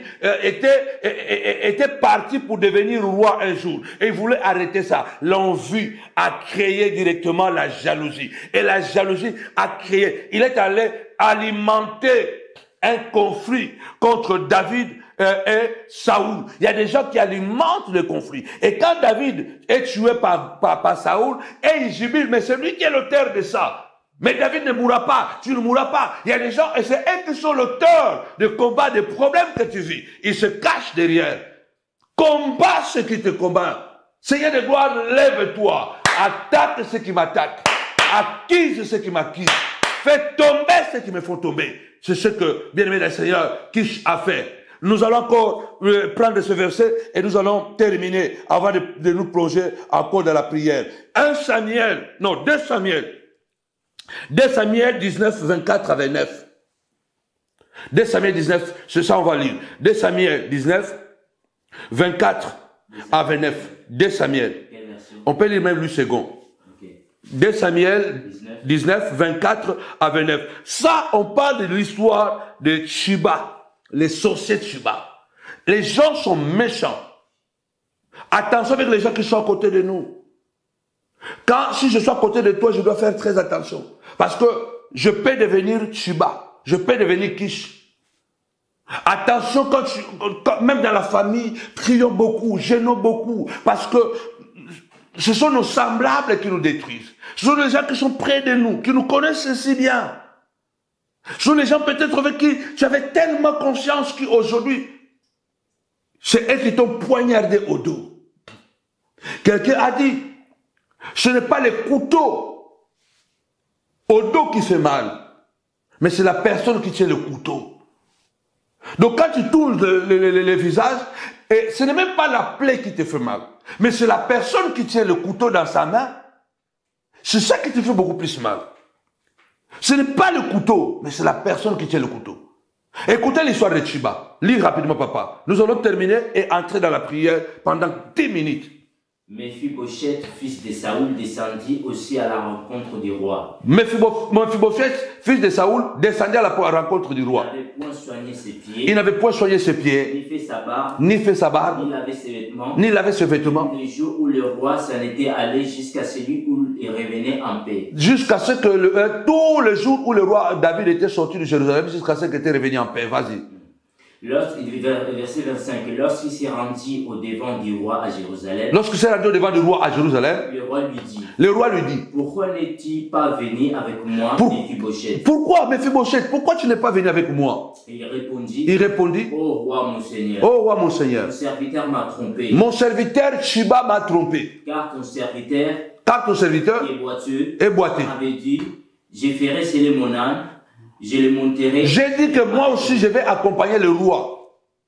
Verset 27, et il a calomnié ton serviteur auprès de mon Seigneur le roi. Mon serviteur, donc Chiba m'a calomnié auprès de toi, roi. Mais mon Seigneur le roi est comme un ange de Dieu. Mon Seigneur le roi est comme un ange de Dieu. Fais ce qui te semblera bon. Fais ce qui te semblera bon. Car tous ceux de la maison de mon père, n'ont été que des gens dignes de mort devant le roi mon Seigneur. Ok, on y va.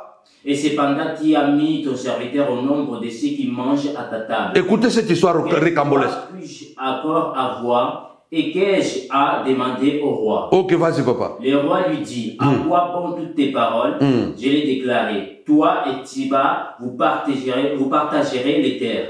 Verset 30, et Mephibosheth dit au roi qu'il prenne même les tout, puisque le roi, mon Seigneur, rentre en paix dans sa maison. Écoutez cette histoire où nous allons terminer pour pouvoir prier. Psaume 35, retour à l'expéditeur, attaque ce qui m'attaque, combat ce qui me combat. Nous sommes dans un monde des aigris, de manipulateurs, flegmatiques, les gens sans pitié, sans empathie, les gens hyper méchants, ayant l'apparence inoffensive, mais ce sont de véritables assassins, de véritables sorciers. L'histoire de Mephibosheth et l'histoire de Chiba, c'est comme l'histoire d'un film de Netflix. Mephibosheth était paraplégique, le fils de Jonathan. Lorsque Jonathan est mort avec Saoul, David est devenu roi, il a dit, je vais faire du bien à un membre de la famille de Saoul parce que j'ai fait alliance avec Jonathan. On lui a dit qu'il y a un fils de Jonathan qui est à Lo-Debar, qui est loin de caché là-bas. Mais il ne marche pas, il est paraplégique, il est boité. Il a dit, il faut le ramener auprès de moi. Quand Mephibosheth est venu au devant du roi, le roi a dit, Mephibosheth, je te ferai du bien toute ma vie. Tu mangeras chaque jour à la table du roi. Tu ne seras plus à Lo-Debar, tu vivras à Jérusalem. Tu seras l'un de ceux qui vont manger chaque jour à ma table. Alors, Saoul et Jonathan avaient un serviteur qui s'appelait Chiba. Et cet Chiba, n'a combo ma bé Chiba. Un nom bizarre, Chiba. Il y a des gens avec leur nom, avec leur visage, avec leur... Donc tu vois que ce sont des gens qui sont hyper méchants. Alors David dit à Chiba, bon, comme Mephibosheth, il est handicapé, tu vas prendre toutes les terres qui appartiennent à Jonathan et à Saoul. Ces terres seront pour Chiba. Toi et tes enfants, vous serez des serviteurs de Chiba. Afin que Chiba ne manque de rien. Donc David a pris l'héritage de Saoul et de Jonathan. Il a donné à Mephibosheth. Et puis il a dit à Chiba de travailler pour Mephibosheth. Alors quand Absalom a fait la rébellion et qu'il a chassé David de Jérusalem, regarde comment Chiba, le manipulateur, a fait. Nous sommes dans un monde de sorciers. Nous sommes dans un monde, bien aimé le Seigneur, de manipulateurs qui alimentent des conflits, qui savent mentir. Ils travaillent dans l'égoïsme. Les armes qu'ils ont, c'est l'égoïsme, c'est la jalousie, c'est l'hypocrisie, c'est la haine. Ils mangent avec toi, mais c'est l'assassin de ta vie. La Bible dit, quand David est en train de fuir de Jérusalem, donc tous ceux qui aimaient David, ils ont fui avec lui. Qu'est-ce que Mephibosheth a dit? Bon, préparez-moi l'âne, parce que moi aussi je vais accompagner David dans sa fuite. Mais comme lui ne marchait pas, Shiba a fait quoi? Shiba a pris des ânes, a préparé la nourriture, a préparé des choses. Il est allé voir David à son compte à lui. David. Shiba a même David. C'est le bien de Shiba. Maintenant, le bien de Mephibosheth, pardon. Shiba prend ça. Il prend des ânes, il prend de la nourriture, il l'amène chez David. Il dit à David, j'ai amené ce présent pour que le roi, comme tu es en train de fuir, il faut fuir avec ça, ça va t'aider dans la route, sur la route, avec ta famille et tout ça. Et David demande, il dit, mais où est Mephibosheth? Et Shiba de dire à David, non, Mephibosheth m'a dit, c'est comme le prophète que je vous ai dit là, qui a fait un rêve contre moi.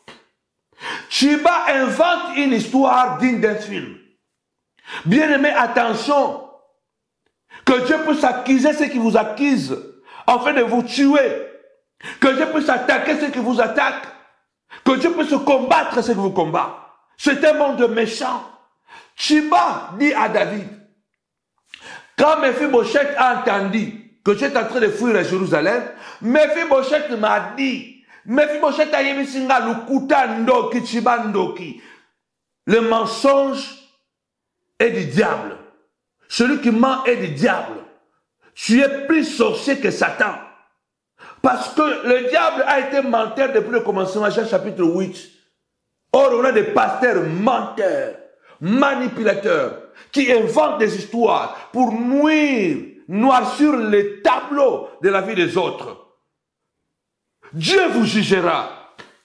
Si Dieu prend le temps, même la terre vous jugera, parce que la terre vous rendra ce que vous donnez. Si moi, ou lui ne peut pas vous atteindre, la terre va s'occuper de vous. Le vent va s'occuper de vous. Shiba est parti dire à David que Mephibosheth a dit, maintenant que David fuit, on va me rendre la royauté va me revenir. David dit, waouh! Mephibosheth que j'ai retiré de l'eau de bar, j'ai donné tout l'héritage de son père. Celui maintenant qui veut me prendre le royaume, celui qui est content de prendre le royaume, il dit oui, c'est lui. Alors David est parti. Maintenant, quand Shiba avait dit ça à David, et David, sans réfléchir, il a fait un vœu. Il dit que les terres de Mephibosheth, l'héritage de Mephibosheth te revient maintenant. Mephibosheth n'aura plus rien. Ces terres, ces richesses, je te les donne. David est parti. Quand David est revenu en paix, Mephibosheth a fait un effort, il est allé voir David. Et David a remarqué, il dit, oh, mais comment tu es sale comme ça? Il n'a pas lavé, il n'a pas rasé la barbe, il était sale, il était bizarre. David dit, mais oh, pourquoi tu n'as pas fui avec moi? Mephibosheth dit, non, j'avais préparé, j'ai dit à Shiba, préparez-moi l'âne, nous allons fuir avec David. Je vais accompagner le roi. Mais qu'est-ce que Shiba a fait? Shiba m'a abandonné. Shiba est venu me calomnier auprès de toi. Et moi, qu'est-ce que je peux faire encore? Alors tu peux me tuer comme tu veux. Parce que ceux de ma famille ont toujours mérité la mort. David dit non, je ne peux pas le faire. Mais comme j'avais déjà fait un vœu, que les terres qui t'appartenaient seront à Shiba, alors partagez. Et Mephibosheth dit qu'ils prennent tout. Qu'ils prennent les terres là.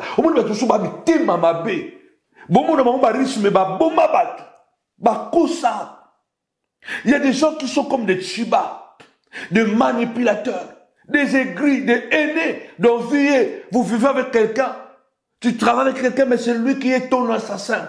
Mephibosheth a dit qu'il prenne les terres, mon roi. Comme le roi est revenu en paix, ça me suffit. Je peux manger toujours sur la table du roi, qu'il prenne les richesses là. Les gens qui ont un bon cœur ne se battent pas pour les choses. ne se battent pas pour le bien matériel. Mais ceux qui ont le bon cœur, ils se disent que j'ai un Dieu vivant. Que tous les chibas de ta vie, que Dieu les attaque, que Dieu les combatte au nom puissant et glorieux de Jésus-Christ. Il m'attaque sans cause. Sans cause. Il m'attaque. Il me combatte au nom puissant de Jésus. Je déclare ici, là, dis avec moi, que leur route soit ténébreuse et glissante, que l'ange de l'Éternel puisse poursuivre tous les chibas, tous les kitsch de ta vie. C'est là qui ont manipulé, qui ont créé des troubles, des conflits autour de toi, sans cause, au nom de Jésus. Sans cause, ils m'ont tendu, alléluia, leur filet, au nom puissant et glorieux de Jésus. Que ceux qui ont tendu les filets, qui tombent dans leur propre filet. Sans cause, ils ont créé pour te ôter la vie. Que Dieu puisse les combattre au nom puissant de Jésus. Que la ruine les atteigne à l'improviste. Qu'ils soient pris dans les filets qu'ils ont tendus. Retour à l'expéditeur. Qu'ils tombent au nom puissant de Jésus. Tous mes os diront l'Éternel, qui peut faire comme toi? Délivre les malheureux d'un plus fort que lui. Le malheureux, alléluia, le malheureux et le pauvre est celui qui le dépouille. Au nom puissant de Jésus-Christ, nous allons à la fin. Ils me rendent le mal pour le bien. Mon âme est dans l'abandon. Ils t'ont rendu le mal pour le bien. Alors que Dieu le garde, que Dieu les combat, que Dieu les acquise. Au nom puissant de Jésus. David est en train de dire, et moi, quand ils étaient malades, quand ils avaient des problèmes, moi je pleurais avec eux. Je m'humiliais avec eux. Sur déjà, quand ils souffraient, mon Dieu. Ma femme le sait. Combien de fois je manquais l'appétit pour certaines personnes. Combien de fois je prenais la défense de certaines personnes parce que je souhaitais qu'ils... C'est pourquoi ils ne pourront pas me détruire. Ils feront tout ce qu'ils veulent, ils n'arriveront pas. Parce que Dieu est témoin, je le dis devant le peuple de Dieu, devant le ciel et la terre. Je parle de quelque chose que Dieu sait, que ma femme sait. Il y a des gens, je pleurais, je souhaitais leur bonheur, je souhaitais leur élévation. Mais une fois qu'ils se sont élevés, ils sont devenus comme des Yoram. Ils sont devenus des Chiba. Ils sont devenus des Kish. David dit, quand ils étaient mal, je pleurais, je prenais leur souffrance sur moi. Je priais. Puis quand moi, je chancelais, ils jubilent, ils s'assemblent, ils se mettent ensemble à mon insu et ils m'outragent. Ils me déchirent sans relâche. Ils m'insultent, ils me détruisent sans relâche. Avec les impies, les parasites moqueurs. Tapez-moi 5 fois parasite, parasite, parasite. Seigneur, jusqu'à quand verras-tu cela? Protège mon âme. Que ceux qui sont tort, ceux qui sont à tort, mes ennemis, ne se réjouissent pas à mon sujet. Que ceux qui me haïssent sans cause ne m'insultent pas du regard. Que ceux qui sont à tort, mes ennemis, ne se réjouissent pas. La prière de Psaume 35, ne se réjouissent pas à mon sujet. Qu'ils ne disent pas, nous l'avons eu. Qu'ils ne disent pas, nous l'avons détruit. Qu'ils ne disent pas, nous sommes contents, ce que nous avons prévu lui est arrivé. Au nom puissant et glorieux de Jésus-Christ, dis à Dieu, réveille-toi, réveille-toi pour me faire justice. Mon Dieu, défends-moi contre ces démons, contre ces sorciers. Au nom puissant et glorieux de Jésus-Christ, qu'ils ne disent pas dans leur cœur, ah, le voilà tombé. Le voilà tombé. Voilà ce que nous avons souhaité. Lui est arrivé. Ils ont souhaité la mort, qui te voient vivant. Ils ont souhaité la maladie, qui te voient en bonne santé. Ils ont souhaité tes enfants, voir perdre tes enfants. Ils les verront prendre le master. Ils les verront continuer les études, doctorat. Oui, ils verront tes enfants aller de l'avant. Il y a quelqu'un qui a dit, j'ai entendu quelqu'un dire, les études ne servent à rien. Je construis des entreprises, je fais des entreprises, donc je vais léguer à mes enfants les entreprises qu'ils étudient, qu'ils n'étudient pas. Ce n'est pas un problème. Moi, je fais le 2. Je fais étudier mes enfants et je construis sur les entreprises. Toi, avec tes entreprises et tes enfants qui n'ont pas de bons diplômes, demain, ils vont perdre ces entreprises-là parce qu'ils auront besoin de la tête. Ils auront besoin des diplômes. Ils auront besoin de l'intelligence aiguisée pour pouvoir diriger l'entreprise. Vous ne connaissez pas les gens qui ont perdu les entreprises? Tesla, ce n'est pas Elon Musk qui l'a fabriqué. Hein. Ce n'est pas Elon Musk qui avait fabriqué le PayPal. Il a été astucieux, il a été intelligent et il a pris Tesla. Aujourd'hui, il est l'homme le plus riche, mais ce n'est pas lui qui a créé Tesla. Moi, je prépare mes enfants dans les études, on les prépare. Il ne sera jamais travailleur chez tes enfants.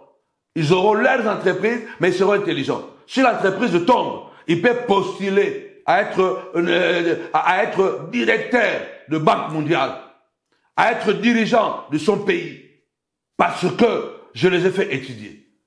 Ne crains pas, tu dois croire à un potentiel de Dieu. Que Dieu puisse attaquer ceux qui t'attaquent, combattre ceux qui te combattent. Je suis à la fin. Partagez cette prière au nom puissant de Jésus-Christ. La prière de Psaume 35, c'est la prière de retour à l'expéditeur. Dieu attaque ceux qui t'attaquent. Il combat ceux qui te combattent. Il accuse ceux qui t'accusent. À tort, au nom puissant de Jésus. Alors, bien-aimés le Seigneur, soyez bénis.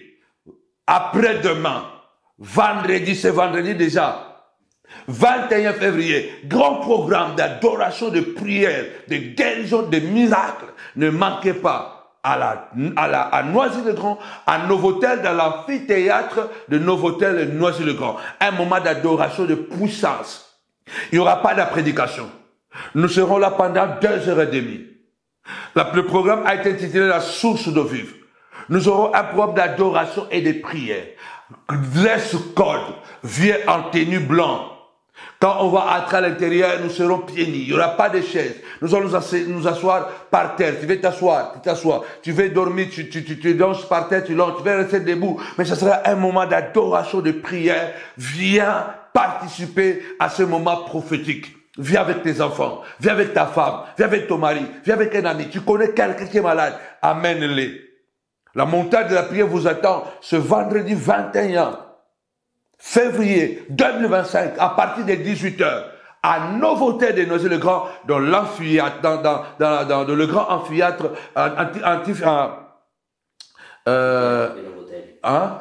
amphithéâtre, pardon, ça m'a échappé, amphithéâtre de Novotel. Donc nous vous attendons là, ce sera un moment glorieux, un moment de guérison. Nous préparons cela afin que le vendredi prochain, le vendredi 28 février, grande veillée de prière, veillée de la reconquête. Que Dieu te bénisse. Ne manque pas à ces deux programmes pour terminer le mois de février, la tête haute, la guérison, la délivrance, le miracle, la récupération. Alors on commence déjà ce vendredi 21 février avec le programme Source de vie. Nous serons avec l'adorateur Ruben Kamat. L'affiche est en train d'être projetée. Venez nombreux participer à ce programme. Ça sera quelle adoration? Vous savez que Dieu siège au milieu de louanges et de l'adoration. Je ne vais pas prêcher. Je vais seulement accompagner l'adoration, la prière et les déclarations prophétiques. Ça sera un moment inoubliable. Alors viens avec quelqu'un qui est malade. Alors le vendredi prochain, 28h, la grande veille de prière. Donc nous avons 2 semaines, encore plus, même plus de semaines. Nous avons à peu près 9 jours d'éléments intenses. Vendredi, adoration, guérison, miracle. Vendredi 28, ça sera encore la grande veille de prière. Nous vous attendons vraiment très nombreux. Que mon Dieu vous bénisse abondamment. Il y a l'affiche qui s'affiche là. Si vous avez été touché, soutenez. Devenez partenaire de la montagne de la prière. Jusque là, nous cherchons encore la salle. Mais en attendant, nous sommes à Novotel de Noisy-le-Grand, dans l'amphithéâtre de Noisy-le-Grand. Si Dieu vous met à cœur de payer un dimanche, n'hésitez pas. De payer un événement, n'hésitez pas, parce que cette année, il y aura beaucoup d'événements, des retraites. Et là, il y a Femme de Valère qui arrive au mois de mars. Que mon Dieu te bénisse abondamment. En tout cas, viens avec nous. Au nom puissant de Jésus-Christ. Amen. Avec Jésus, c'est toujours possible. Avec Jésus, c'est toujours possible. Koena! Que l'Éternel soit avec nous. Bye. Shalom, shalom, shalom à toutes les femmes des Valères de la montagne de la prière partout où vous êtes. Ma joie est si grande déjà de vous présenter notre tenue de cette 7e édition de notre convention Femmes des Valères. Oui, bien aimés, nous avons déjà notre tenue qui est là. Alors commencez déjà à vous apprêter à commander votre panne parce que nous allons clôturer le 30 mars, bien aimé dans le Seigneur, avec ce beau panne, donc notre tenue. Le 29 mars, sur le samedi, nous serons avec le t-shirt de Femmes des Valères et le dimanche 30 mars, nous allons clôturer avec ces beaux pannes. Alors, passez déjà vos commandes.